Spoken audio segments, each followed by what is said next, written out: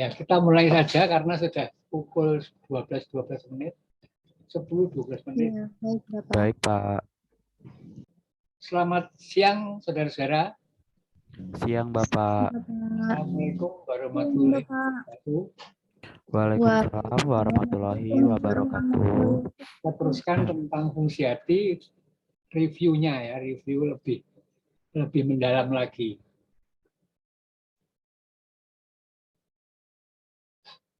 Nah, kemarin sudah saya jelaskan salah satunya fungsi hati, yaitu nomor satunya pembentukan dan sekresi empedu.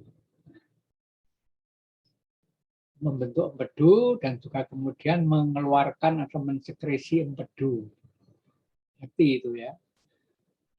Metabolisme garam empedu ini gunanya untuk membantu absorpsi lipid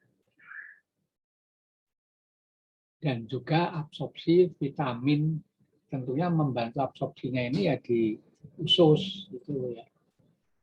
Metabolisme garam empedu ini akan membantu absorpsi lipid dan vitamin yang larut di lipid. Tentunya yang larut di lipid ya, vitamin tapi larutnya di lipid. Kalau vitaminnya larut di air, ya nggak bisa karena beda kelarutannya. Garam empedu ini asalnya dari katabolisme atau perombakan kolesterol dan juga steroid. Steroid itu asalnya juga dari kolesterol, tapi sudah dimodifikasi pada kelenjar yang menghasilkan hormon steroid.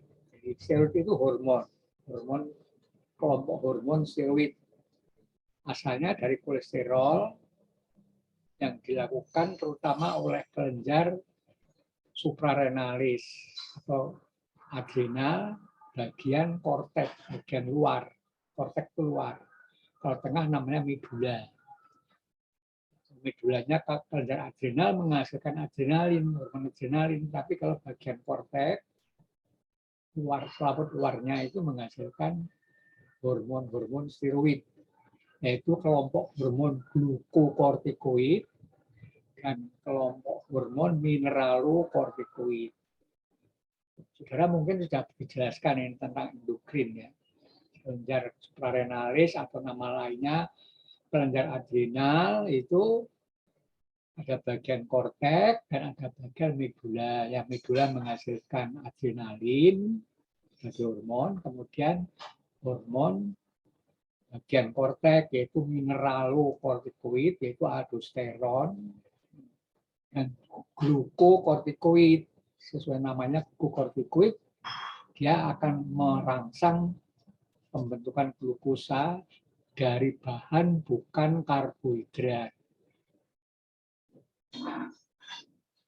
Kemudian metabolisme pigmen empedu. Nah, kalau pigmen empedu nanti kita lihat waktu saya menjelaskan tentang metabolisme bilirubin. Jadi metabolisme bilirubin lihat di belakang nanti ya.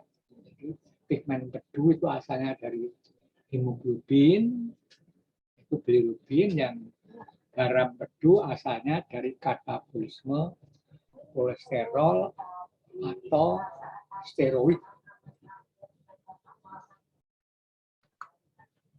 Nah, yang kedua kemarin saya metabolisme karbohidrat, itu pembentuk glikogenesis, pembentukan glikogen dari glukosa oleh enzim heksokinase. Jadi hepatosit memiliki hormon, memiliki enzim yang merupakan kunci untuk sintesis pembentukan glikogen dari glukosa. Karena memiliki heksokinase, enzim heksokinase, makanya glukosa ini bisa langsung masuk ke sel hati tanpa bantuan insulin. Langsung masuk, kemudian dibentuk glikogen. Jadi glikogen ini merupakan rantai dari glukosa. Ikatannya antara karbon nomor 14 dan 16. Jadi glikogen ini hampir sama dengan amilum, cuma bedanya kalau amilum ini ikatannya antara glukosa 1 dengan glukosa yang lainnya itu katanya 1,4 semua. Tapi kalau glikogen ada 1,4 dan ada 1,6. Jadi bercabang. Kalau amilum lurus. Karena 1,4, 1,4, 1,4 terus. Kemudian glikogenolisis. Lisis itu artinya ya seperti katabolisme itu termasuk lisis. Proses katabolisme itu proses lisis. Jadi sudah dibentuk glikogen, kemudian kalau kita memerlukan glukosa atau kadar gula darahnya sudah turun, kan perlu dinaikkan. Nah, glikogen tadi dirombak lagi menjadi glukosa atas pengaruh aktivitas hormon glukagon. Hormon glukagon itu hanya merangsang agar terbentuknya glukosa dari glikogen. Tidak ikut bereaksi, hanya merangsang saja. Yang ikut bereaksi aktivitas enzimnya yang meningkat, enzim untuk merubah glikogen menjadi glukosa. Dipengaruhi oleh enzim, makin banyak jumlah enzim, aktivitas enzimnya makin meningkat, makin kurang jumlah enzimnya, itu maka makin menurun aktivitas enzimasinya. Nah, ini saudara mungkin sudah pernah belajar tentang enzim. Ya. Biasanya kalau biokimia ini pernah itu, yang belajar biokimia pasti pernah tahu dan sudah tahu tentang enzim. Karena aktivitas enzim ini dipengaruhi oleh 6 faktor. Salah satunya konsentrasi enzim. Konsentrasinya bertambah, kemudian aktivitasnya meningkat. Nah, untuk menambah konsentrasi enzim, yang memacu adalah hormon. Hormon glukagon ini dihasilkan oleh sel alfa. Ingat ini sel alfa perlu Langerhans. Karena yang satu lagi ada sel beta, perlu Langerhans itu menghasilkan hormon insulin. Hormon insulin dihasilkan oleh sel beta perlu Langerhans, yang sel hormon glukagon dihasilkan oleh sel alfa perlu Langerhans. Kemudian gluconeogenesis. Jadi ini neo itu artinya baru, membentuk glukosa dari bukan karbohidrat. Berarti membentuk baru, bukan karbohidrat.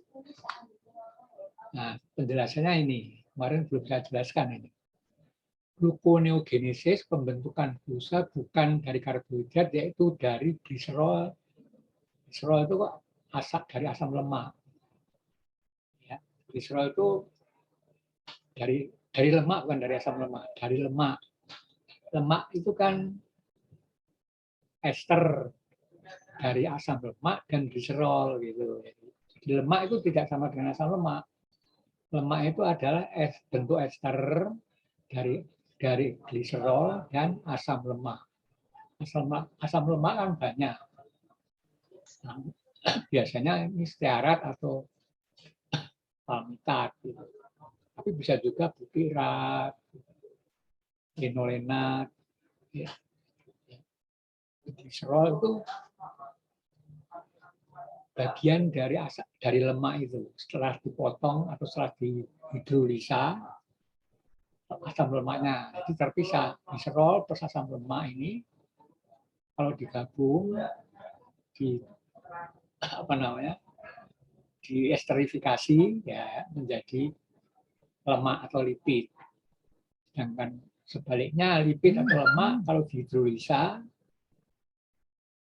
hasilnya gliserol dan asam lemak. Yaitu lemaknya trigliserida. Karena lemak ini yang dalam tubuh kita tidak hanya trigliserida saja. Ada kolesterol ester juga ada, fosfolipid juga ada. Kalau kolesterol ester ini kalau dihidrolisa hasilnya kolesterol, kolesterol dan asam lemak. Fosfolipid kalau dihidrolisa juga akan terurai menjadi lisofosfolipid dan asam lemak. Nah, untuk trigliserida atau lemak itu dalam bentuk trigliserida, kalau dihidrolisa menghasilkan gliserol dan asam lemak. gliserol ini yang bisa atau akan dirubah menjadi glukosa. Selain dari lemak, juga dari asam amino. Asam amino ini yang dijadikan glukosa yaitu rantai karbonnya. Rantai karbon asam amino, terutama rantai karbon asam amino yang glukogenik. Karena asam amino ini ada asam amino glukogenik, ada asam amino ketogenik, dan ada asam amino campuran. Yang campuran ini bisa dijadikan glukosa, bisa dijadikan benda keton. Kalau ketogenik, asam amino itu hanya dijadikan benda keton. Hanya satu asam amino yang ketogenik saja, yaitu lisin. Mudah menghafalkan karena hanya satu. Tapi kalau yang lain, asam amino kan ada 20. Gitu. Salah satunya namanya lisin. Ini kalau yang sifatnya asam amino ketogenik, tidak bisa dijadikan glukosa rantai karbonnya. Jadi yang dijadikan glukosa rantai karbonnya. Ya, rantai karbonnya. Karena asam amino itu punya gugus amin juga. Nah, gugus aminnya itu nanti dijadikan UREO. Kalau sudah diaminasi, rantai karbonnya ini bisa dijadikan glukosa. Enzimnya tadi itu. Ini enzimnya ini yang belakang ini. Bawahnya ini enzimnya. Hormon, bukan enzim, hormon yang merangsang proses ini yaitu hormon glukokortikoid. Tadi sudah saya sebutkan kan.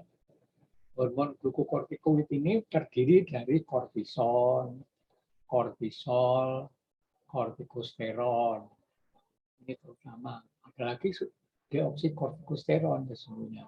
Tapi 3 ini yang paling banyak jumlahnya.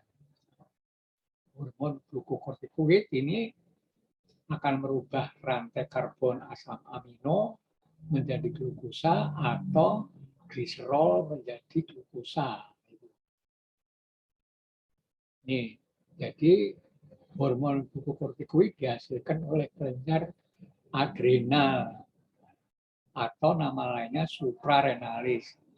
Adrenal karena kelenjar itu menghasilkan adrenalin yang bagian tengah, bagian medulanya. Jadi bagian korteksnya menghasilkan itu glukokortikoid itu. Sedangkan nama suprarenalis karena letaknya di atas ginjal. Jadi nama ini menunjukkan letaknya di atas ginjal, yang satu lagi karena ada menghasilkan hormon adrenalin. Gluconeogenesis terjadi saat simpanan glikogen sudah menipis. Jadi kalau misalnya aja saudara habis makan, kan kadar gula darahnya meningkat karena absorpsi di usus meningkat. Supaya tidak meningkat terus, hormon insulin yang bekerja supaya glukosa tadi masuk ke sel-sel otot, adiposa, termasuk hati. Nah, yang di hati dijadikan glikogen, termasuk juga yang di otot dijadikan glikogen. Yang di lemak, yang di jaringan lemak dijadikan lemak tentunya. Nah, tapi kalau sudah lama dari makan kan kemudian digunakan untuk aktivitas, glukosa darah kan turun. Awalnya tubuh membuat glukosa dari glikogen. Tapi kalau glikogennya sudah menipis, ya, tinggal sedikit. Kalau saudara puasa seharian, itu kan kemudian glikogen nipis. Gula darah nanti bisa turun kalau tidak tambah glukosa. Baru kemudian tubuh melakukan gluconeogenesis. Merubah lemak, asam protein, asam lemak maksudnya ya asam lemak itu. Proteinnya ya asam aminonya itu. Jadikan glukosa. Nah, lemak ini biasanya kan di jaringan adiposa disimpannya bukan dalam bentuk asam lemak, tetapi disimpannya dalam bentuk trigliserida. Makanya oleh enzim diurai dulu, difase, diurai menjadi gliserol dan asam lemak. Kemudian dari jaringan adiposa, asam lemaknya diangkut oleh albumin ke hepar. Kemudian di hepar lah yang membuat termasuk gliserol ya. Kalau lemaknya dilakukan beta oksidasi, gliserolnya dijadikan glikogen, glukosa. Kemudian nanti kalau lebih disimpan glikogen. Asam lemak, asam aminonya dilakukan diaminasi, kemudian rantai karbonnya diangkut ke hepar, dijadikan glukosa gitu ya. Ini gunanya gluconeogenesis ini agar kadar gula darah tidak turun karena simpanan glikogennya sudah menipis. Nah ini yang ada kemarin belum ada metabolisme asam laktat. Di hati juga melakukan ini. Hanya hati saja yang bisa melakukan metabolisme asam laktat. Gitu, ya.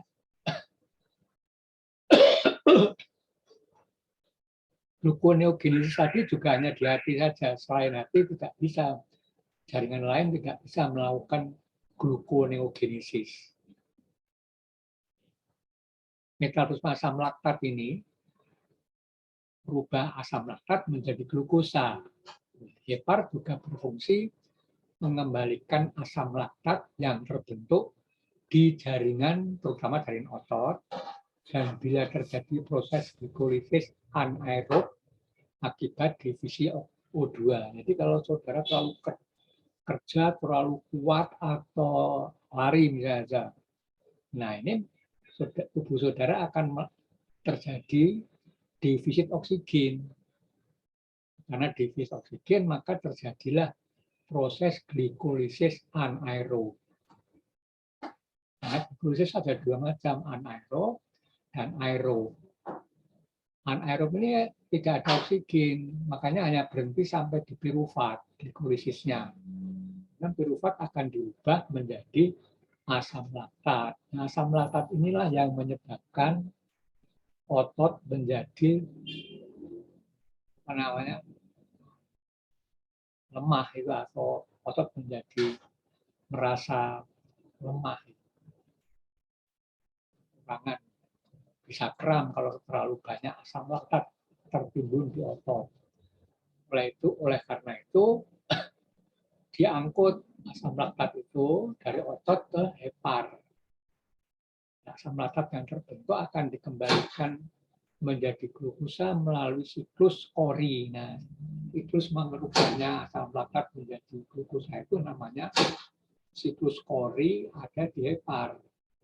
Yang bisa melakukan siklus Cori hanya hepar saja. Cori itu nama orang yang menemukan. Kalau saudara misalnya latihan terlalu berat atau kuat, maka hanya akan banyak terbentuk asam laktat. Ya. Otot akan merasa kelelahan. Nah, untuk supaya otot tidak lelah, saudara perlu istirahat sebentar. Asam laktatnya akan keluar dari otot, kemudian kalau ke hati, dijadikan glukosa, maka lelah itu, rasa lelahnya akan hilang. Gitu, ya. Glukosa yang terbentuk bisa digunakan jaringan lain. Gunakannya oleh jaringan lain itu istilahnya jaringan ekstrahepatik. Otot itu termasuk jaringan ekstrahepatik ya. Yang glukosa banyak digunakannya di otot karena otot ini selalu aktif, ya, aktif kontraksi, memerlukan energi. Energinya diambil dari glukosa, metabolisme glukosa. Kalau glukosa sudah menipis, asam lemak yang dirubah jadi glukosa. Jadi asam otot itu atau jaringan lain tidak bisa memakai langsung asam lemak.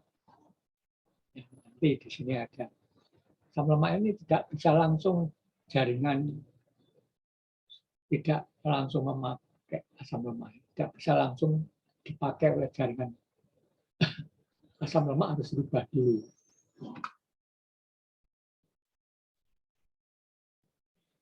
Metabolisme protein. Sintesis protein plasma itu, protein plasma kan ada 3. Albumin yang paling banyak, nomor 2 globulin, yang disintesis di hati itu globulin alfa dan globulin beta. Kemudian yang ketiga yaitu protein fibrinogen. Saya sebutkan fibrinogen karena bentuknya fibriler, benang-benang. Tapi sesungguhnya fibrinogen ini banyak kawannya. Karena fibrinogen ini merupakan faktor F itu faktor pembekuan darah nomor 1. Nomor ini menunjukkan pertama kali ditemukan. Nomor ditemukan pertama kali fibrinogen. Dan faktor kedua itu protrombin itu. Maka protrombin faktor pembekuan nomor 2 dan seterusnya. Sekarang sudah ada sampai faktor 12. Di samping faktor-faktor pembekuan darah masih ada lagi faktor pembekuan darah yang lainnya. Kedua itu kemudian ada faktor pembekuan darah 5, 3 dan 4 ini 3-nya sudah dikeluarkan dari faktor pembekuan darah, sedangkan faktor 4 ini ion kalsium. Faktor pembekuan 5 disintesis hati. Faktor pembekuan 6 dulunya juga dikira masuk faktor pembekuan darah, tapi sekarang tidak. Faktor 7 juga begitu, ternyata itu di jaringan. Faktor 8 hepar yang membuat. Faktor 8 itu nama lainnya faktor hemofili. Faktor 9, faktor 10, 11 dan 12 semuanya hepar yang mensintesis. Ini di sini ada faktor huruf enzim. Zaman dulu sebelum diketahui persis mekanisme kerjanya faktor itu, faktor pembekuan darah, sebut saja faktor. Tapi sekarang ini sudah jelas bahwa faktor pembekuan darah, mekanisme kerjanya adalah sebagai enzim. Makanya di situ saya kurung faktor atau enzim pembekuan darah. Saudara sekarang bisa menyebutkan faktor juga boleh, bisa boleh juga menyebutkan enzim pembekuan darah. Yang kedua, B itu pembentukan urea. Jadi urea ini asalnya dari NH3 itu asam amonia. Ya, asam amino ini punya gugus amin.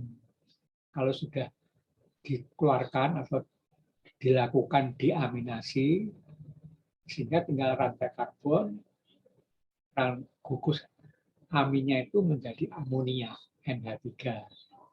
NH3 ini toksis terhadap susunan saraf pusat. Makanya oleh hepar dijadikan urea. Ya. Kemudian urea ini larut di air dan bisa dibuang ke dalam atau melalui ginjal.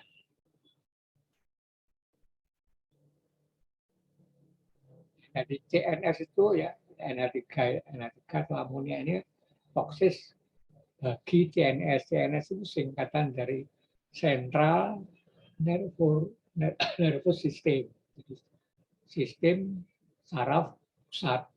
Sentral itu pusat. Rantai karbon asam amino ini tadi itu akan dilakukan gluconeogenesis dengan bantuan hormon glukokortikoid. Ya, jadi ini gampang. Nah, ini kemarin belum ada juga. Hati juga bisa melakukan sintesis atau asam amino non esensial. Ya, ada secara ilmu gizi itu asam amino itu bagi 2. non esensial dan esensial. Yang non esensial ini karena tubuh kita dapat membuat asam amino sehingga tidak begitu penting. Tapi kalau esensial, tubuh kita tidak bisa membuat, harus masuk dari nutrisi. Kalau tidak kurang nutrisi, ya kurang asam amino esensial itu. Ada 10 asam amino esensial, tapi ada 10 juga asam amino non esensial. Di antaranya itu saya beri contoh di sini, enzim yang digunakan untuk sintesis asam amino non esensial yaitu GOT, GPT, GPT dan GOT. GPT itu nama lainnya alanin transferase. GOT nama lainnya aspartat transaminase. Itu singkatannya itu. Kemudian merupakan enzim GOT dan GPT ini merupakan enzim intraseluler hati. Jadi karena di dalam sel hati keberadaannya dalam darah itu kalau sel hepar itu rusak gitu ya. Saya tak minum dulu.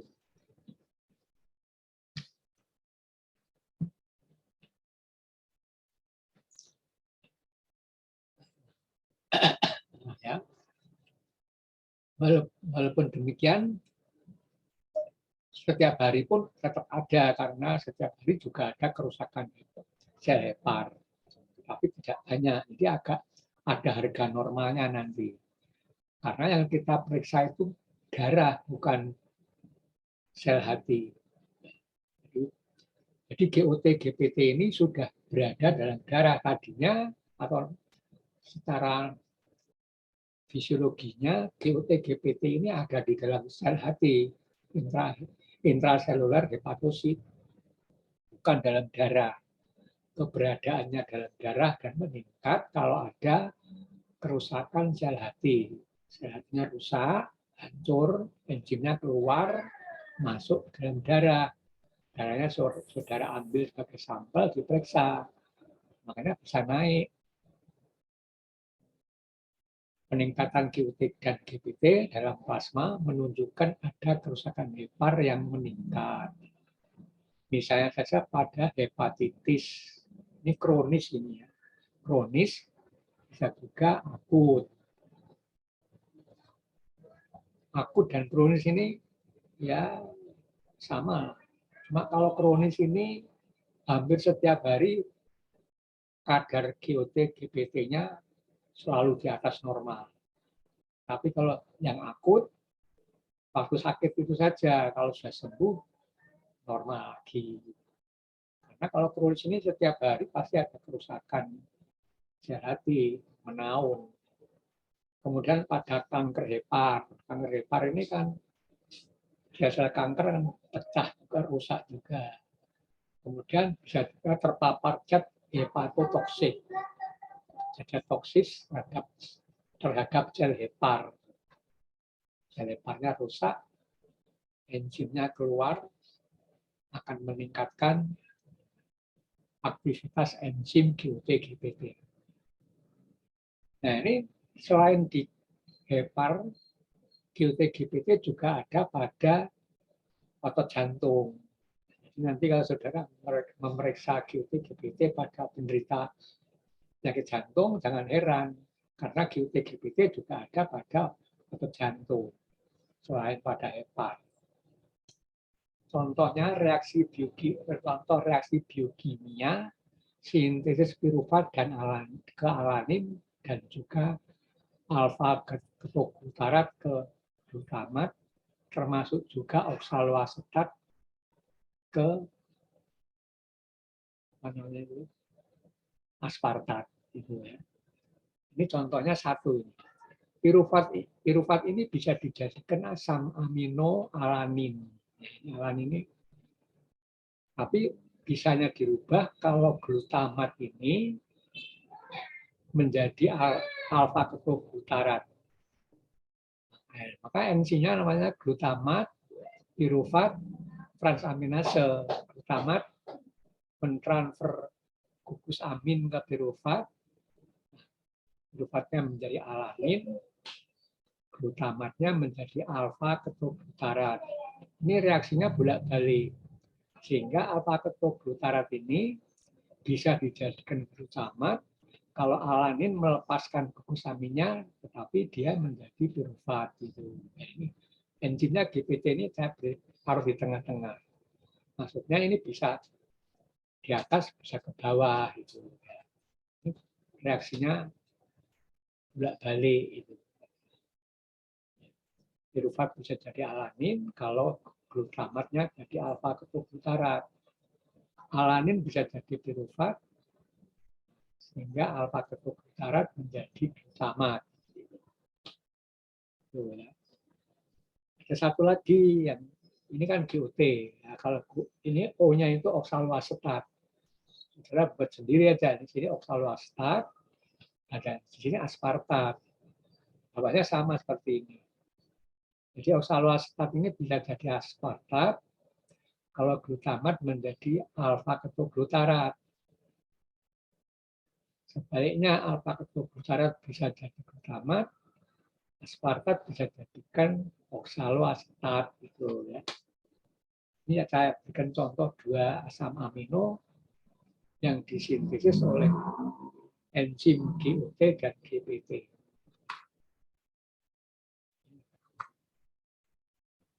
Sekarang penyimpanan asam amino.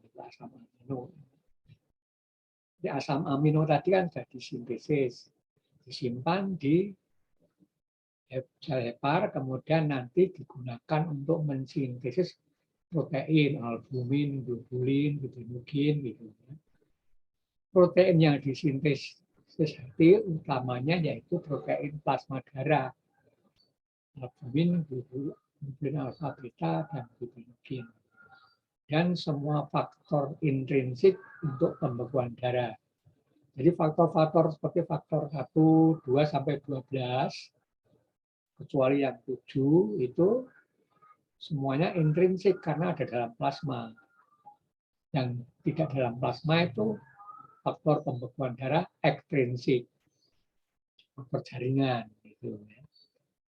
Nanti saudara akan ketemu istilah faktor intrinsik dan faktor ekstrinsik.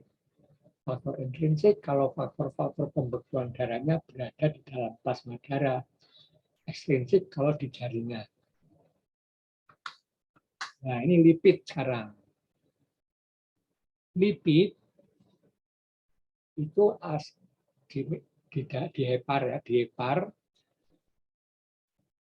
itu asalnya dari hidrolisa triasilgliserol yang asalnya dari jaringan lemak atau jaringan adiposa, kolesterol, dan fosfolipid. Ini semuanya ada di jaringan karena kolesterol dan fosfolipid ini merupakan bagian dari membran sel. Di membran sel ini mengandung fosfolipid dan kolesterol. Nah, semuanya, maksudnya semuanya itu ya triasilgliserol, kolesterol, fosfolipid ini kalau mau dibakar oleh jaringan itu dirubah dulu menjadi asam lemak dan gliserol. Atau asam lemak dengan kolesterol. Atau asam lemak dengan lisofosfolipid.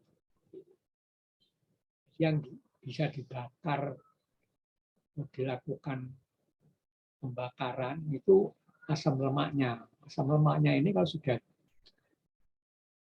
bebas itu akan diangkut oleh albumin dibawa ke hati, kemudian dijadikan benda-benda keton dan kolesterol. Istilahnya membuat benda keton itu ketogenesis. Jadi ketogenesis ini asalnya dari asam lemak. Ini asam lemak ini.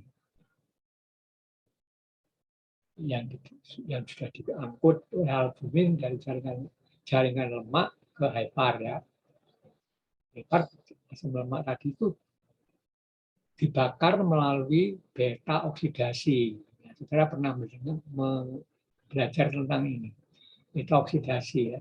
Beta oksidasi itu memotong-motong asam lemak itu menjadi dua karbon yang namanya asetil koenzim A. Asetil kan 2 karbon itu. Kalau misalnya ada C17, H35COH ini kalau dilakukan beta oksidasi menjadi 9, kan C17 ini kan 18 jadinya. C17 H35COH, C-nya ada 18 dipotong-potong menjadi 22. Jadi C17 H35COH ini kalau dilakukan beta oksidasi menghasilkan 9 asil koenzim A. Dan ini dilakukan di mitokondria, bukan di sitosol. Sitoplasma maksudnya. Sitosol itu sitoplasma.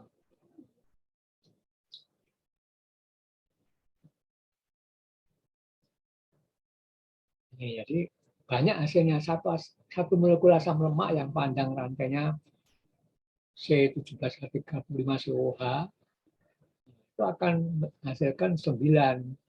Kalau C15H31COH menghasilkan 8 hasil koenzim A. Kemudian hasil koenzim A ini akan dijadikan benda keton. Ini skemanya di bawah ini, saudara bisa lihat ini. Benda keton itu asetoasetat, ini beta hidroksibutirat dan aseton. Asetonnya ini. Di hasil koenzim A ini bolak-balik ini reaksinya. Bisa dijadikan astoasetat. Astoasat juga bisa dijadikan asetil koenzim A lagi nanti. Astoasat bisa dijadikan beta hidroksibutirat, ini bolak-balik. Tetapi kalau beta hidroksibutirat dijadikan aseton atau astoasat aseton, dia berhenti di sini aja. Aseton ini tidak bisa dibakar ini. Dibuang dari tubuh melalui nafas karena ini mudah menguap. Tidak lewat air, tidak lewat urin, tapi dibuang lewat nafas. Makanya nanti kalau saudara puasa seharian, kalau sore pasti nafas saudara berbau aseton. Aseton ini karena sudah mulai membakar lemak. Ini oksidasi sudah mulai jalan. Gluconeogenesis sudah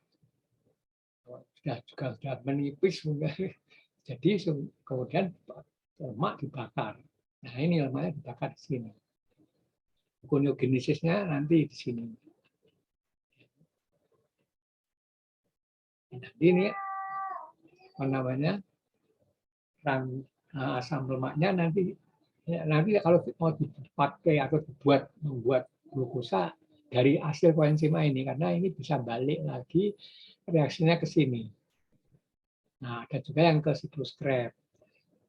Nah, nanti kalau jaringan ekstrahepatik ini pembentukan diati itu reaksi biokimia pembentukan diati maksudnya pembentukan benda keton itu diati dan penggunaan keton ini untuk jaringan ekstrahepatik. Jadi jaringan di luar hepar bukan menggunakan asam lemak langsung, tetapi menggunakan benda keton ini. Reaksinya terus balik ke sini. Hasil koenzim A nanti tinggal masuk langsung ke siklus Krebs. Itu ya. Gunakannya untuk pembakaran di jaringan ekstrahepatik yaitu benda keton. Benda keton ini sifatnya asam, sehingga kalau terlalu banyak dalam darah menimbulkan ketoasidosis. Asid itu artinya asam. pH darah dari asam oleh benda keton yang namanya ketoasidosis. Ini siklus Krebsnya kok di sini. Nah, ini musuhnya.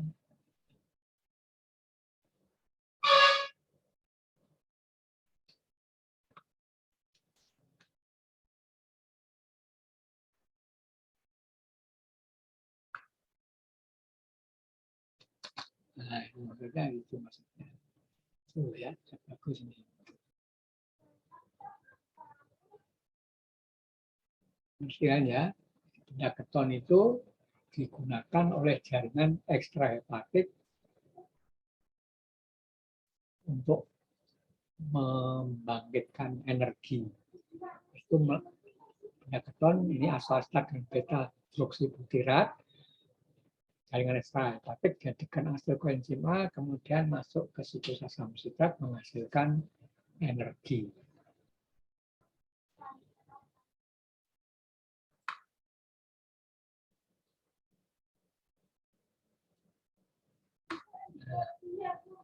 Kolesterologenesis ini juga pembentukan kolesterol, juga dari asam lemak juga, itu ya, bisa dari asam lemak. Asam lemak ini dijadikan asetil koenzim A, kemudian disintes jadi kolesterol.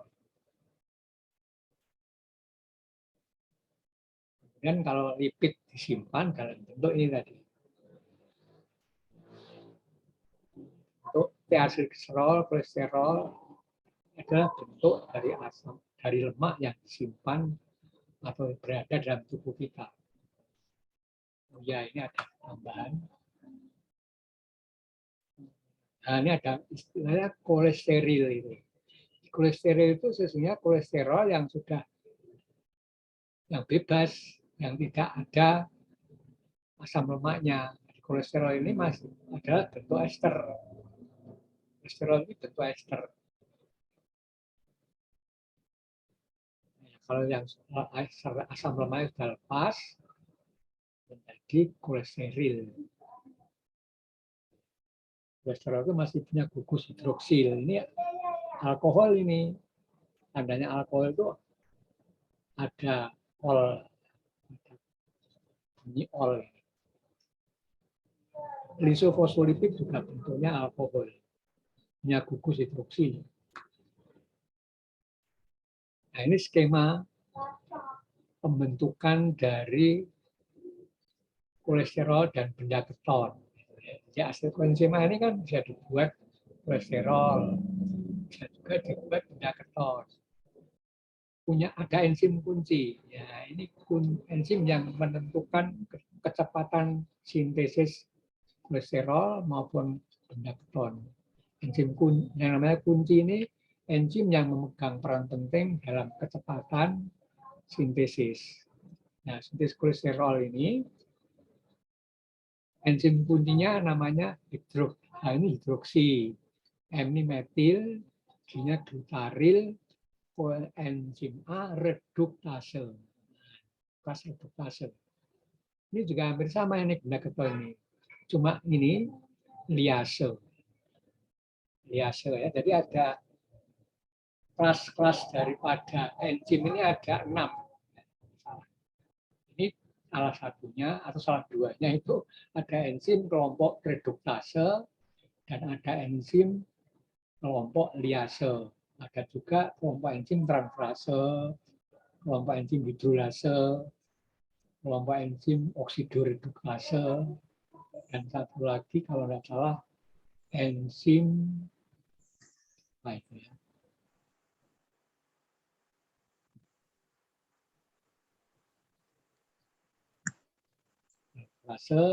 Hidrolase, oksidoreduktase, transferase, ligase yang satu. Ligase. Ada 6 kelompok atau kelas enzim. Saya masih ingat benar ini. Karena saya kebetulan dulu pernah mengajar biokimia, jadi saya tahu ini enzim ini ada 6 kelas. Oksidoreduktase, hidrolase, transferase, liase, dan ligase. Nah, ini untuk kolesterol enzimnya reduksase. Ini yang liase juga gitu. Bahan atau substratnya sama, hidroksimetil glutaril, koenzim A. Dari hidroksimetil glutaril, kalau enzimnya liase jadi benda keton, kalau enzimnya reduktase jadi kolesterol. Makanya jangan heran kalau orang DM, nah DM pasti kolesterolnya tinggi, benda ketonnya juga tinggi. Karena dia membakar lemak. Lemak itu banyak menghasilkan, oksidasinya menghasilkan asam, asetil koenzim. Asam lemak itu hasil akhirnya itu asetil koenzim A berlimpah.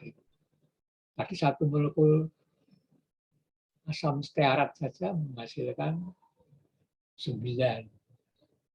Tapi kalau glukosa paling 2 asetil koenzim A. 2 atau 4 gitu. Sedikit. Kemudian, nah ini proses beta oksidasi asam lemak. Jadi yang bisa melakukan proses beta oksidasi ini hanya hepar, gitu ya. Hepar membantu metabolisme asam lemak untuk dapat digunakan oleh jaringan ekstrahepatik. Selain hepar, ada lagi yaitu otot. Jadi hepar dan otot ini bisa melakukan beta oksidasi.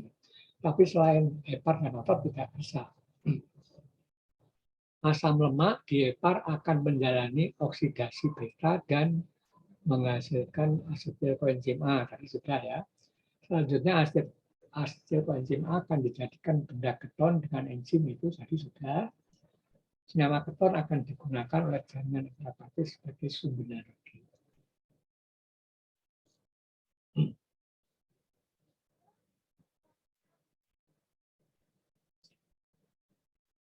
Nah, lanjutannya dari siklus Krebs ini kan fosforilasi oksidatif. Ya. Karena dalam siklus Krebs ini akan hanya menghasilkan CO2. Sedangkan rantai karbon ini terdiri dari karbon, kemudian oksigen, dan hidrogen. Ya, hidrogennya mana? CO2 kan hanya karbon dan oksigen. Hidrogennya ini kemana? Hidrogennya dibawa oleh koenzim yang namanya NADH. Nah, ya, NADH itu sudah membawa hidrogen itu NADH dan juga FADH. Hanya ya, FADH dan NADH ini akan memasuki yang namanya fosforilasi oksidatif melalui serangkaian molekul-molekul enzim yang namanya rantai pernafasan. Rantai pernafasan ini akan membentuk air. Hanya tadi akan direaksikan dengan oksigen dari nafas kita. Itu sudah dibawa ke sel. Hidrogen nanti akan direaksikan dengan oksigen menghasilkan air. Lengkap lagi. Di mitokondria akan terbentuk CO2 dan air. Ini semuanya siklus Krebs maupun fosforilasi oksidatif ini dilakukannya di organela mitokondria, bukan di sitoplasma. Yang dilakukan di sitoplasma ini hanya glikolisis, baik aerob maupun anaerob. Setelah menjadi pirufat, nah pirufat memasuki mitokondria. Jadi hasil koenzim A, kemudian ini siklus Krebs dan fosforilasi oksidatif. Urutan-urutannya begitu. Saya harapkan karena saudara semuanya mengerti proses-proses kimia ini karena saudara nanti akan memeriksa zat-zat kimia hasil metabolisme tubuh, ya kan? Hasil koenzim apa benda keton asalnya dari mana, bilirubin asalnya dari mana itu harus tahu karena analis. Dulu analis, sekarang apa namanya TLM, teknologi TLM, laboratorium medis. Sekarang menjurus ke medisnya. Kalau analis itu sebenarnya masih luas. Laboratoriumnya bukan hanya laboratorium rumah sakit atau medis, bisa laboratorium kimia, bisa laboratorium farmasi, analis. Kemudian menyimpan vitamin dan ligan yang larut dalam lipid. Ligan itu ya senyawa yang larut dalam lipid. Kalau ligan yang larut di air ya tentunya tidak diangkut, tidak disimpan di ipar karena larutnya di air dan cepat dibuang. Kalau larut di lipid bisa disimpan. Vitamin B12 ini juga disimpan, ini larut di air, di lipid. ADK ini juga. Ini kuprum, tembaga, Fe, dan lain-lain. Ini larut disimpannya di hepar. Cu, Fe termasuk ligan yang larut dalam lipid. Kemudian 6, metabolisme steroid. Steroid ini tadi sudah saya katakan asalnya dari kolesterol, dibentuknya kolesterol dari steroid di kelenjar suprarenalis, juga di ovarium dan testis. Kalau di ovarium itu menjadi hormon estrogen dan progesteron. Kalau di testis menjadi testosteron. Jadi testosteron, estrogen, progesteron itu termasuk hormon steroid juga. Jadi selain kelenjar suprarenalis, juga di kelenjar testis dan ovarium. Metabolisme steroid ini artinya menginaktifkan aldosteron. Nah, aldosteron tadi sudah saya sebutkan ini termasuk mineralokortikoid. Ini dihasilkan juga oleh kelenjar suprarenalis. Glukokortikoid ini tadi itu ada kortikosteron, kortisol, estrogen, progesteron, dan testosteron. Estrogen, progesteron ini pada wanita, kalau testosteron pada laki.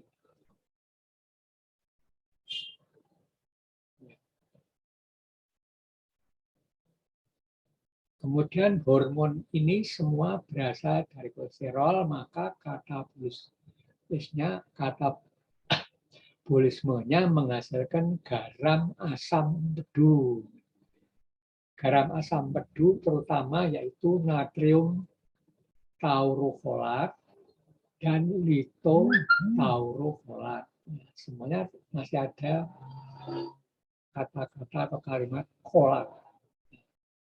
Oh, itu berarti berasal dari kolesterol. Ya. Fungsi garam asam empedu itu mengemulsikan lemak dalam saluran cerna agar mudah dicerna oleh enzim lipase pankreas. Jadi lemak ini yang kita makan maksudnya tidak mudah dicerna kalau tidak dijadikan emulsi. Emulsi itu semacam larutan lah ya. Kalau jadi emulsi itu lemak itu bisa bercampur dengan air. Bisa bercampur dengan air. Jadi bentuknya emulsi, bukan larutan. Mungkin saudara lebih tahu lah ini tentang emulsi, larutan.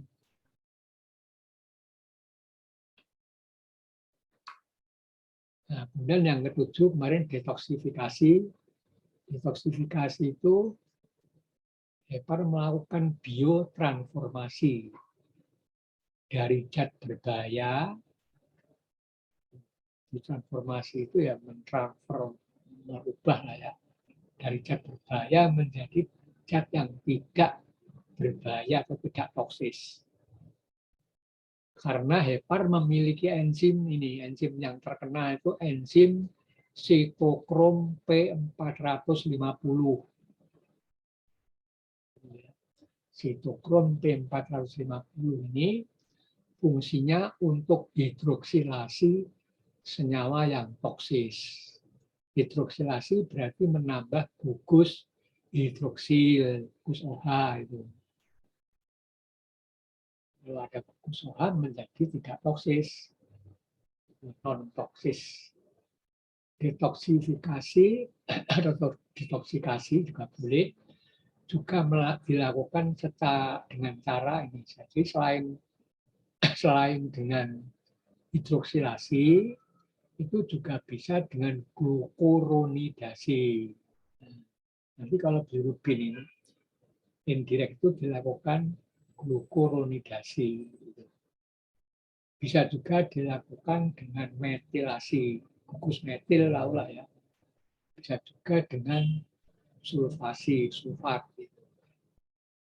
Dan masih banyak lagi, tapi yang paling banyak sitokrom P450 ini karena paling banyak enzimnya. Sebagai filter kemarin sudah saya jelaskan sedikit, di dalam sinusoid hepar, bulus, itu terdapat sel puffer. Sel puffer itu bisa memakan atau memfagositosis bakteri dan debris jaringan. Debris itu apa? Debris itu ya bangkai jaringan yang rusak. Bangkai jaringan yang rusak ini akan dimakan oleh sel puffer sehingga dalam darah bersih. Sel puffer ini adalah sel makrofag yang berasal dari monosit. Jadi monosit ini kok ini berasal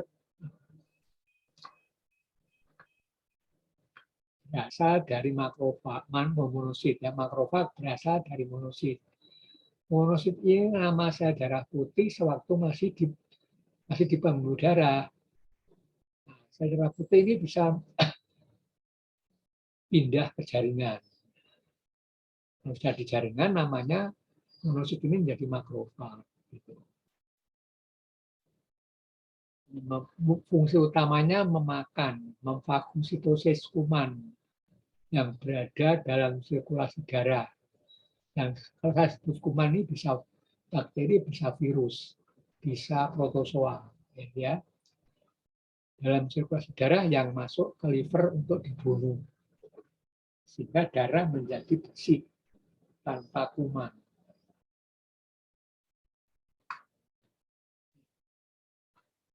Nih, sekarang kita sampai kepada metabolisme bilirubin. Jadi saudara nanti akan selalu sering memeriksa ini.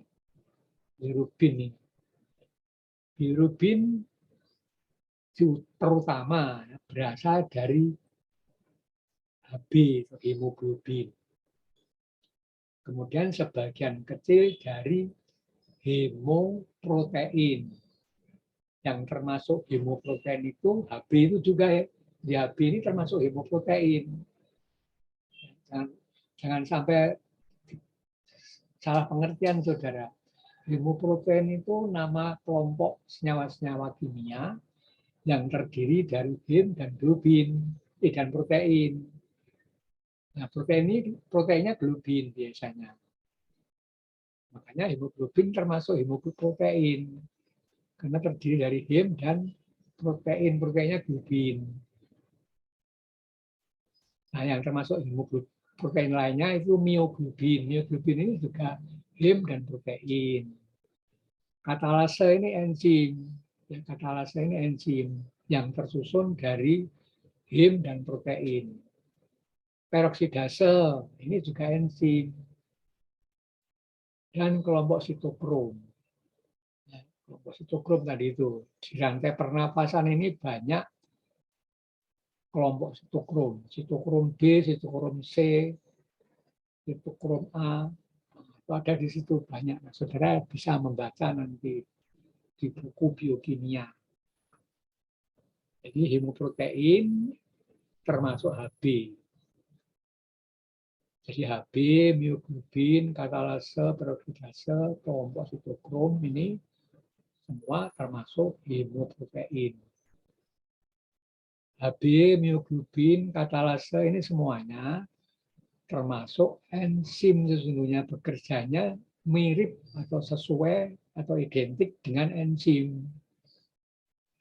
Bedanya dengan enzim, ini semua ini ikatan antara protein dan himnya itu kuat, maka istilahnya him ini merupakan gugus prostetik.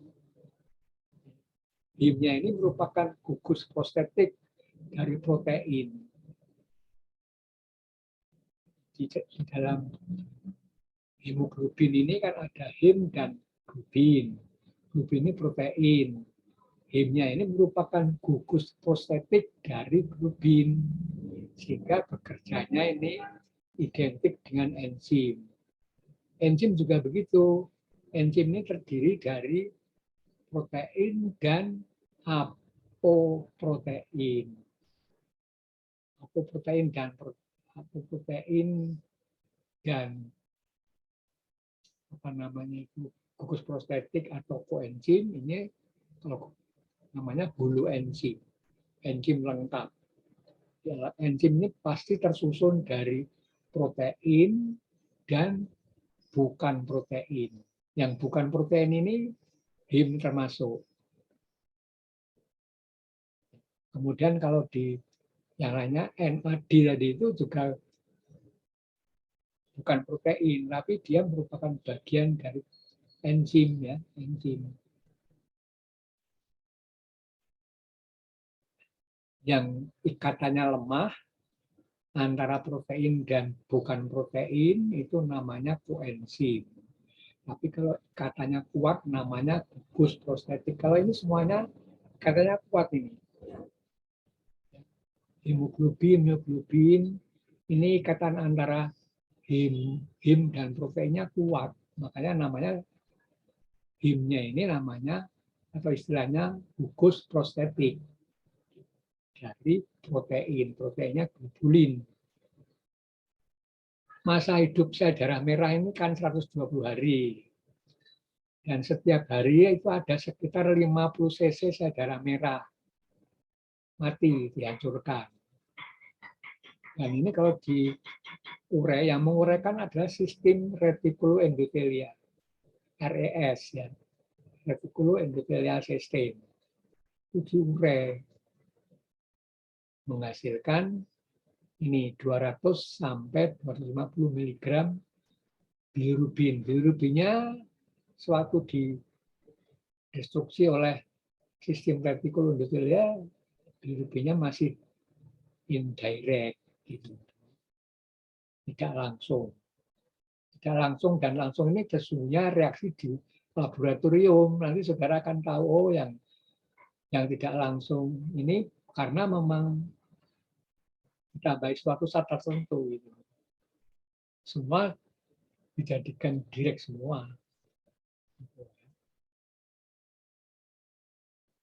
Lalu diperiksa. Nah, biasanya ada yang tidak ditambah, ada yang ditambah. Gitu. Yang ditambah ini berarti kan sudah jadi direct semua. Menghasilkan ini ya 200 sampai 200 mg bilirubin setiap hari itu. Katabolisme hemoglobin ini RES ini, merah ini.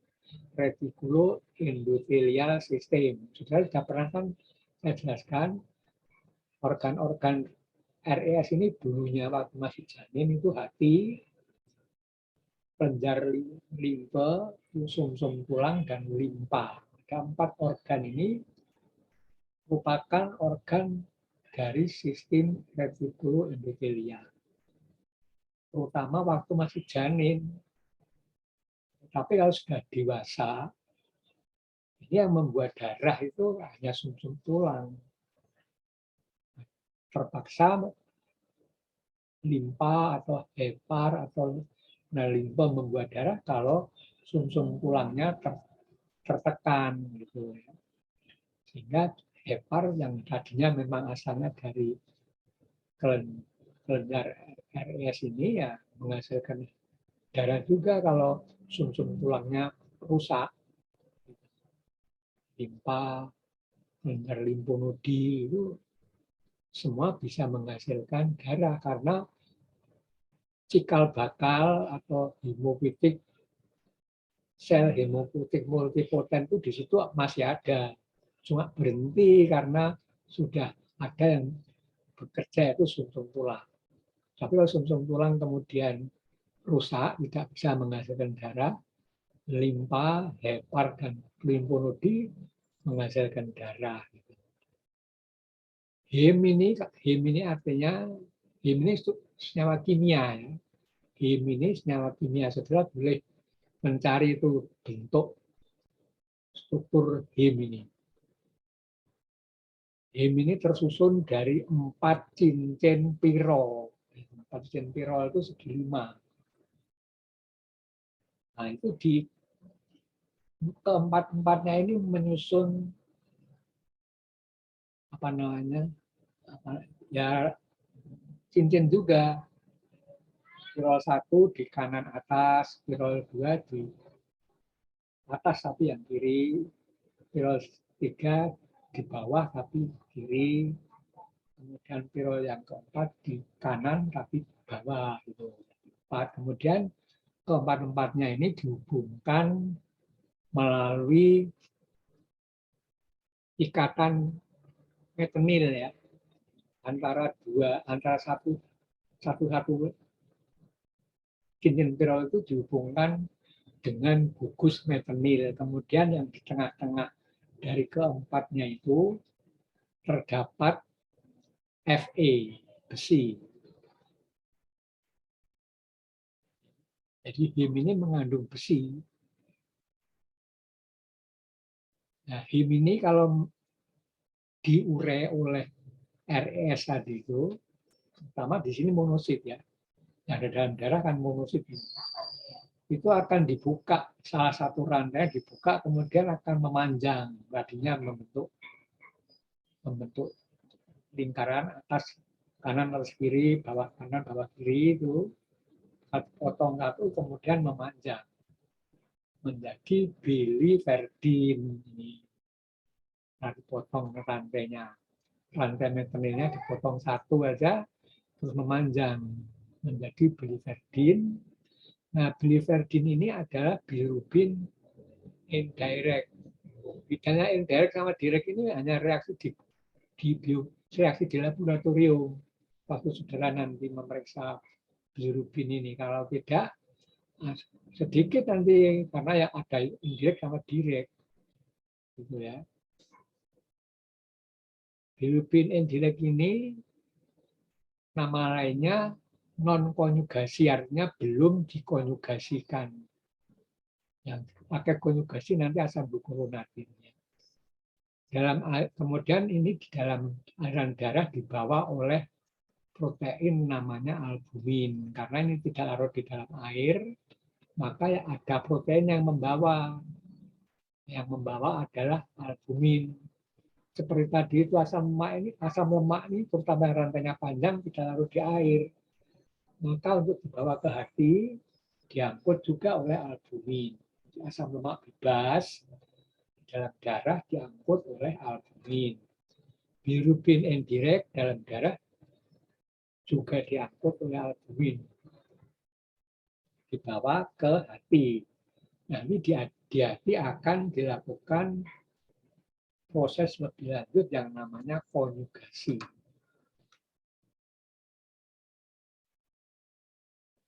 Nah, kemudian metabolisme bilirubin di hati melalui 3 langkah. Jadi kalau ini kan tadi setelah dibawa ke hati yang indirect tadi itu, di hati kemudian dilakukan itu. Satu, diambil dulu. Ya, kan dalam darah tadi diangkut albumin, diambil. Bilirubin indirect itu yang mengambil adalah reseptor dalam sel hati. Kalau sel hati tidak punya reseptor untuk mengambil bilirubin indirect, ya tidak bisa diambil ini bilirubin dalam darah terus. Nah, berbahaya ini. Bilirubin indirect ini berbahaya karena ini larutnya di lipid sehingga bisa mengendap pada jaringan yang banyak mengandung lipid. jaringan yang banyak mengandung lipid adalah otak. Nah, kalau otak dihinggapi bilirubin ini, nanti saudara akan menderita kuning, penyakit kuning ya, atau iktirus ya, iktirus semua bilirubin menyebabkan kuning. Tapi kuningnya yang akibat endapan bilirubin indirect namanya kern iktirus, tambah KERN. Itu bilirubin yang mengendapnya di otak. Yang menyebabkan kematiannya itu bilirubin ini mengendapnya di otak. Karena yang bilirubin yang direct ini larutnya di air, dibuang ke urin. Kalau ini tidak bisa dibuang ke urin, biasanya ditimbun, timbunnya di otak, menimbulkan kern ikterus yang mengambil bilirubin yang direct dari darah ke sel hati. Itu reseptor. Reseptor ini dalam membran sel hati ya. Reseptornya ini ada dalam membran sel hati atau di dalam sitoplasma. Sitoplasma sel hati. Jadi reseptor ini bisa di membran, bisa di sitoplasma, bisa di nukleoplasma. Bisa di nukleoplasma, bisa di sitoplasma, bisa di membran sel. Tapi kalau untuk bilirubin indirect ini di sitoplasma. Karena ini larutnya di lipid, sehingga ini bisa langsung masuk ke hati lewat membran sel hati. Karena membran sel hati kan terdiri dari fosfolipid. Cocok ini, mudah lah ya, mudah masuk. Setelah masuk ke dalam sel hati, kemudian akan terikat ini, terikat dengan reseptor. Setelah terikat reseptor, akan timbul respon sel, biasanya melalui pembawa pesan kedua. Jadi hormon, apa namanya, reseptor dengan bilirubin indirect ini biasanya kemudian timbul respon seluler, diteruskan ke nukleus. Gitu. Di nukleus nanti akan terjadi proses aktivasi gen apa menambah enzim atau biasanya menambah enzim untuk aktivitas enzimasi. Pengambilan bilirubin direct oleh reseptor sel hati ini pertama. Kalau sudah diambil, kemudian akan dikonjugasi. Konjugasi itu apa namanya? Diikatkan, terikat. Konjugasinya ini dengan asam glukuronat, bukan dengan gugus hidroksil, tapi dengan asam glukuronat menjadi bilirubin di glukuronat. Jadi ada 2 molekul glukuronat. Glukuronat ini asalnya juga dari glukosa ini. Asam glukuronat ini akan terikat pada bilirubin indirect, membentuk bilirubin di glukuronat. Ini bilirubin yang konjugasi. Disebut juga bilirubin direct ini ya. Bilirubin di glukuronat itu nama lainnya bilirubin direct. Kemudian setelah menjadi bilirubin direct itu dikeluarkan, diekskresi ke empedu sebagai bilirubin direct. Nah, ini untuk pengambilan ini. Untuk pengambilan oleh sel hati perlu protein reseptor di sitoplasma ini. Jadi reseptornya ini adalah di sitoplasma. Nanti ada penyakit ini, ada penyakitnya sendiri. Karena kalau kekurangan reseptor ini penyakitnya apa gitu ya.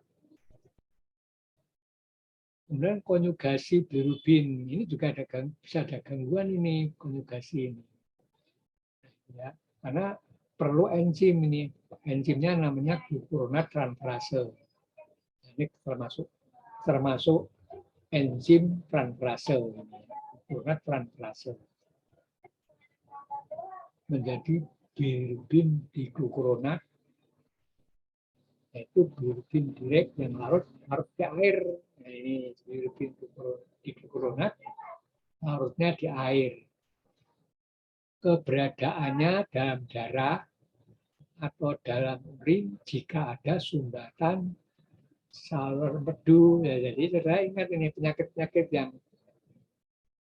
yang memberikan tanda adanya bilirubin direct dalam urin itu berarti penyakit yang menyumbat saluran empedu yang ke usus. Jadi saluran empedu terus tersumbat, empedu tidak bisa ke usus, balik lagi ke dalam darah.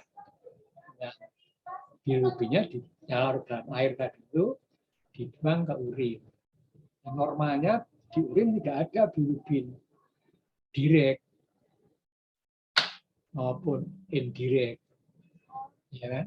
Normalnya kita kira semua yang sehat-sehat ini tidak ada bilirubin dalam urin. Makanya nanti apa itu yang ada dalam urin, bukan bilirubin.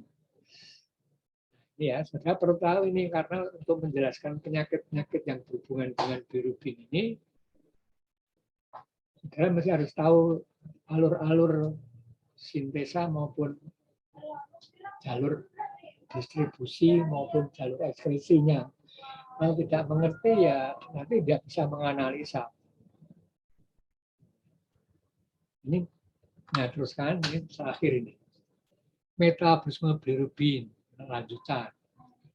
Diekskresi melalui membran sel hati secara eksositosis. Nah, apa itu eksositosis? Ada eksositosis, pasti ada endositosis. Ekso itu keluar, endo itu masuk. Jadi cara-cara benda atau zat melalui membran sel ini ada salah satu cara yaitu eksositosis dan endositosis.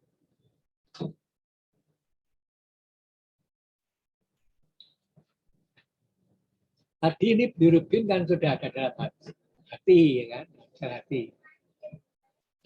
Biasanya sebelum dikeluarkan dari sel hati, bilirubin direct tadi dibungkus oleh membran.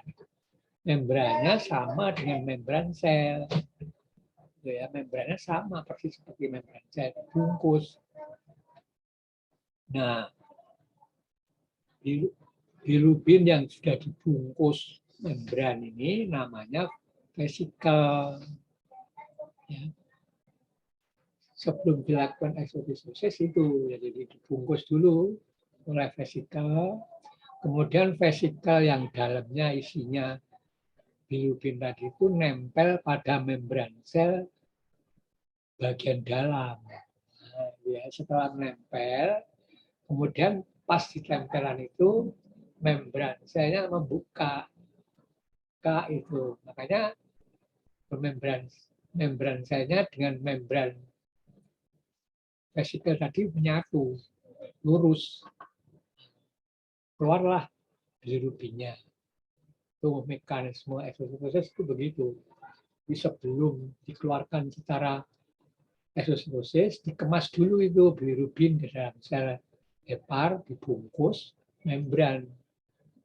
Bungkus membran yang isinya bilirubin tadi disebut vesikel. Yang namanya vesikel bukan hanya itu saja. Semua yang mau dikeluarkan secara eksositosis ya dibungkus dulu sebagai vesikel. Karena vesikelnya nempel pada membran sel bagian dalam, setelah nempel, tempat tempelan tadi itu membuka, itu terus isinya keluar. Kalau endositosis sama, yang mau dimasukkan itu nempel dulu di membran sel. Membran selnya kemudian melekuk ke dalam. Kemudian yang nempel tadi itu dibungkus. Membran selnya yang melekuk tadi itu lepas dari permukaan. Jadilah vesikel. Vesikel tapi dari endositosis. Bukan vesikel dari yang akan dieksositosis. Jadi setelah eksositosis masuk ke dalam kanalikuli biliveri, terus kemudian akan ke saluran empedu, kandung empedu, ductus coedogus, usus. Nah, ini yang perlu saudara ketahui lagi nih karena ini baru. Nah, kemarin belum kita jelaskan. Bakteri usus ini akan mereduksi bilirubin. Bilirubin kalau direduksi menjadi senyawa yang namanya sterkobilin. Nah ini sterkobilin ini adalah bilirubin direct yang sudah mengalami reduksi. Sterkobilin ini menyebabkan fesesnya berwarna coklat kekuningan. Ya. Termasuk juga telur cacing itu juga akan coklat kekuningan.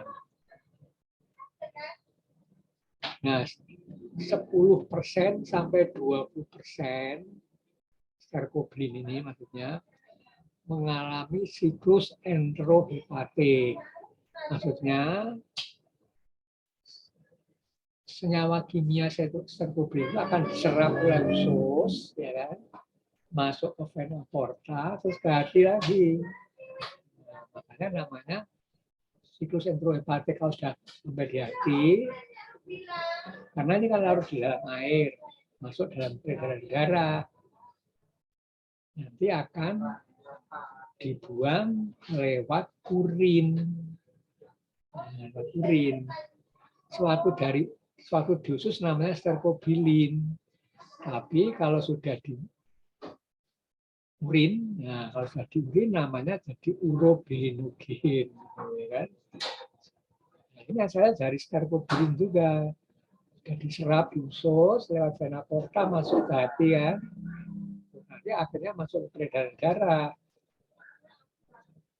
Ya, kemudian sebagian diekskresi ke urin sebagai urobilinogen. Itu yang ada dalam urin kita urobilinogen, bukan sterkobilin, bukan bilirubin. Normalnya itu kalau tidak normal ya bisa bilirubin indirect. Bilirubin direct ini larut di air bisa berada dalam urin. Kalau patologi atau ada penyakit di saluran empedu, bilirubin bisa di dalam urin. Tapi yang normal hanya urobilinogen atau urobilin. Urobilinogen ini sewaktu belum teroksidasi oleh udara atmosfer, tapi sudah dikencingkan itu kalau bersinggungan udara atmosfer menjadi bilirubin, oginya hilang. Gitu ya. Masih dari dalam kandung kemih atau di dalam ginjal itu ureter itu masih urobilinogen. Saya kencingkan kena udara luar, teroksidasi jadi bilirubin, urobilinogen. Di urobilinogen. Hilang oginya menjadi urobilin. Gitu ya. Nah, ini saudara sudah selesai. Nah, sudah selesai. Tinggal saudara kalau masih ada pertanyaan boleh ditanyakan. Kalau sudah tidak ada pertanyaan ya tidak usah karena ini kan kemarin di pertemuan keempat itu sudah ada pertanyaan tentang ini, tapi ada yang belum mengirim kepada saya. Dari reguler 2 ini belum semuanya. Kalau reguler 1 malah sudah semuanya karena dikoordinir oleh ketua kelasnya, sehingga kelompok 1 sampai 5 sudah dikirimkan. Tapi kalau reguler 2 ini ada yang belum mengirimkan pertanyaan pertemuan keempat. Kalau tidak salah kelompok 3 dan 4 dan 5 yang belum. Seingat saya kelompok 4 dan 5 yang belum. Di sini ada. Tolong pertanyaan keempat tentang hati, empedu dan pankreas dikirimkan. Kalau ada ditambah pertanyaan tentang ini, review tentang hati. Kalau masih ada yang belum jelas, saya rasa ini sudah jelas semua. Karena sudah saya tambahkan. Ini kemarin kan belum ada. Metalpus bilirubin belum ada. Dan ini kalau sudah saya jelaskan, nanti kalau pada patofisiologi, saya sudah mengerti lah ya. Mengerti. Karena nanti ada penyakit yang berkaitan dengan ini. Gangguan pada ini metabolisme bilirubin ini. Ketiga langkah-langkah ini ada kelainannya. Penyakitnya juga ada. Salah satu contoh misalnya langkah 3 ini bila ada batu empedu, biasanya empedunya tersumbat, kemudian akan terjadi bilirubinuria, bilirubin di dalam urin.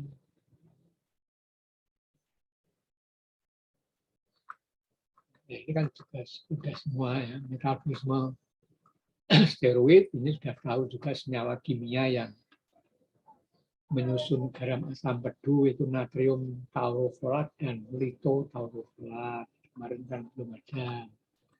Metabolisme proses beta-oksidasi kemarin belum ada. Oh ya, beta-oksidasi asam lemak. Kemudian ini skema ini kemarin belum ada, sudah saya jelaskan. Oh ya. Dari skema ini kan saudara bisa tahu bahwa semua penderita DM, terutama DM tingkat 1, DM tipe 1, itu pasti kalau kolesterolnya tinggi ya penyakitnya tinggi karena dua-duanya ini asalnya dari asetilkoenzim A. Asetilkoenzim A ini pada DM tinggi karena apa? Karena tidak bisa membakar karbohidrat orang tersebut atau penderita DM tersebut membakar lipid. Yang digunakan adalah ini. Nah, orang DM itu memakai ini. Aswastat dan beta itu sebutirat karena selnya itu kelaparan, sehingga membakar ini penyakit. Dan nafasnya orang DM tipe 1, nafasnya bawah seton. Karena ini tidak bisa dibakar, dibuang lewat nafas. Coba saja saudara kalau ada penderita DM tipe 1, nafasnya pasti berbau aseton. Dia membakar aswastat ini. Tidak bisa membakar karbohidrat atau glukosa, karena glukosa tidak bisa masuk ke sel otot dan sel adiposa, berkeliaran terus di dalam darah. Dan barangnya kadarnya tinggi, tapi sel-selnya kelaparan. Gitu, ya.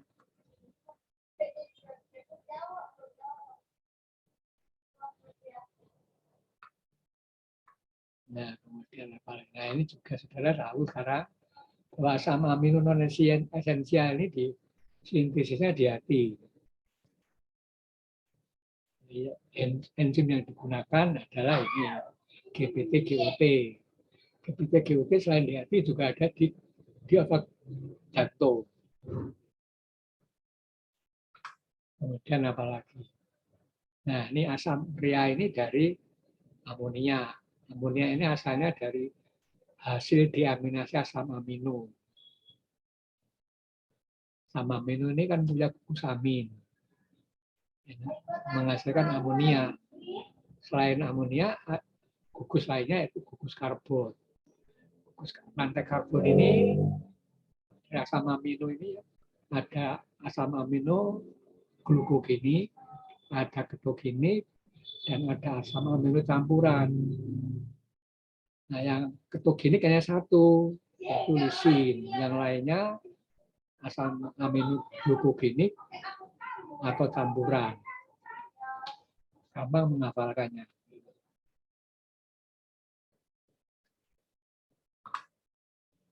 Asam laktat ini juga kan kemarin belum ada. Asam laktat ini asalnya dari glikolisis anaerob. Kalau berlebih ini glikolisis anaerob menyebabkan timbulan asam laktat pada otot, terjadilah kelelahan otot. Asam laktat bisa dikembalikan lagi menjadi glukosa lewat siklus Cori di dalam hepar. Glukosa nanti hasilnya bisa digunakan lagi. Ini kemarin kan fungsi hati pada metabolisme asam laktat ini. Nah, asam laktat ini tertimbun kalau saudara terlalu bekerja keras, lari maraton, kerja kuat, macul misalnya. Tapi kalau hanya kerja-kerja biasa, ya glikolisisnya aerob. Hasilnya bukan asam laktat. Hasilnya ya CO2 dan air. Karena kemudian menjadi asetilkoenzim A, hasilnya CO2 dan air. Yang menghasilkan asam laktat ini kalau glikolisisnya anaerob, di mana sel defisit oksigen. Defisit oksigen karena penggunaan oksigen berlebihan pada kerja keras, lari maraton, itu bisa asam laktat menimbulkan kelelahan otot atau bisa menimbulkan kejang atau kram pada otot, bisa pulih kembali dengan istirahat. Asam laktat keluar dari otot, hepar, dijadikan glukosa lagi.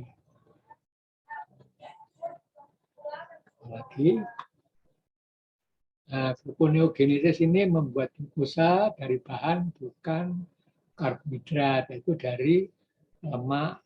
Dan lemaknya dari gliserol, dari asam amino asalnya, yaitu yang digunakan adalah rantai karbonnya. Nama rantai karbon yang glukogenik, atau rantai karbon campuran glukogenik dan ketogenik. Hormon yang bekerja pada gluconeogenesis yaitu hormon glukokortikoid, kortison, kortisol, kortikosteron. Ini hormon asli nih. Kalau obat ya ada kan obat kortisol, kortison ada semua.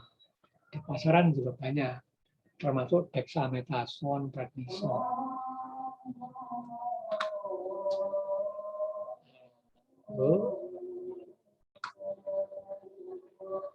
Saya rasa itu saja.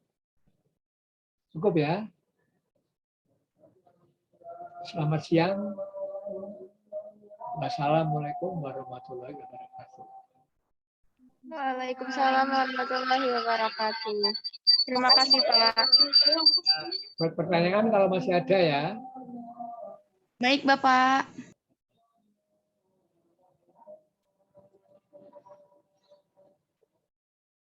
Baik, terima kasih Bapak. Ya, sama-sama.